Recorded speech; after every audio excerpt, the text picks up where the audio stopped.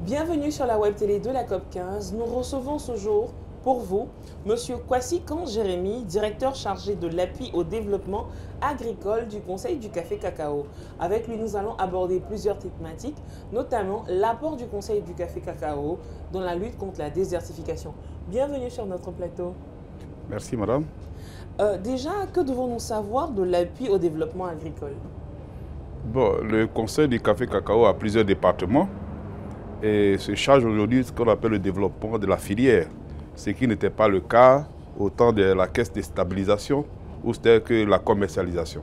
Aujourd'hui, les enjeux aidant, le Conseil a pris l'option donc de gérer et de piloter tout ce qui concerne les activités qui font la pérennité de la filière. Ce sont donc ces activités qui sont regroupées à ce qu'on appelle le développement agricole. Qu'est-ce que le Conseil prévoit justement pour lutter contre la désertification? Je pense que quand toutes les grandes sommités du monde entier se réunissent aujourd'hui à Abidjan pour parler de COP 15 sur les questions concernant le climat, désertification et sécheresse, je crois que tout le monde doit comprendre qu'il y a un enjeu important. Si nous ne prenons pas garde, tous nos pays vont être desséchés, on n'aura plus d'agriculture et donc les populations vont en périr. Aujourd'hui, le Conseil du Café Cacao, ici sur ce plateau, à travers ma personne, pour vous indiquer un peu la contribution que le Conseil veut apporter, est en train d'apporter pour lutter contre, chez nous, ce qu'on appelle la déforestation, puisque pour l'instant, le désert n'est pas encore arrivé en Côte d'Ivoire. Mais il faut que nous apprêtons pour ne pas que le désert arrive.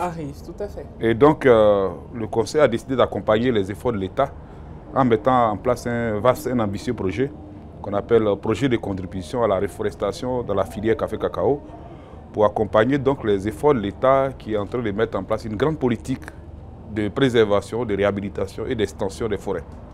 D'accord. Et ce projet est censé durer combien de temps? Ce projet est dimensionné pour être exécuté sur 5 ans. L'objectif principal, c'est de planter des arbres parce que vous savez, quand on parle de forêt, c'est vrai, la forêt n'est pas égale aux arbres, mais la base de la forêt, ce sont les arbres. Donc nous, au niveau du Conseil du Café Cacao, nous avons décidé de développer ce qu'on appelle l'agroforesterie en introduisant des arbres dans les vergers cacaoyers et de créer également parallèlement des forêts personnelles ou alors collectives dans les communautés de production. Et on a ouï dire qu'on attendait environ 60 millions d'arbres. C'est exact. Sur cette période. C'est exact. 60 millions d'arbres, c'est ambitieux, mais le Conseil a pris cette option parce que, vous savez, le cacao, c'est un produit majeur pour la Côte d'Ivoire. Vous savez que le développement de la Côte d'Ivoire s'est basé essentiellement en matière d'agriculture, mais principalement sur le café-cacao. Ouais. Donc cette filière est l'une des grandes filières organisées en Côte d'Ivoire et nous avons donc décidé d'accompagner l'État de Côte d'Ivoire et il fallait donc aller avec les grands moyens. C'est pour ça que nous avons ambitionné de planter 60 millions d'arbres.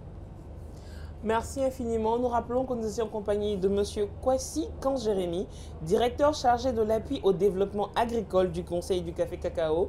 Il était dans ce studio pour nous parler du projet que le Conseil du Café Cacao prévoit mettre en place, planter environ 60 millions d'arbres sur une période de 5 ans, non seulement pour lutter contre la déforestation, mais aussi éviter l'avancée du désert. Ne dit-on pas qu'en Côte d'Ivoire, le succès de ce pays repose sur l'agriculture ?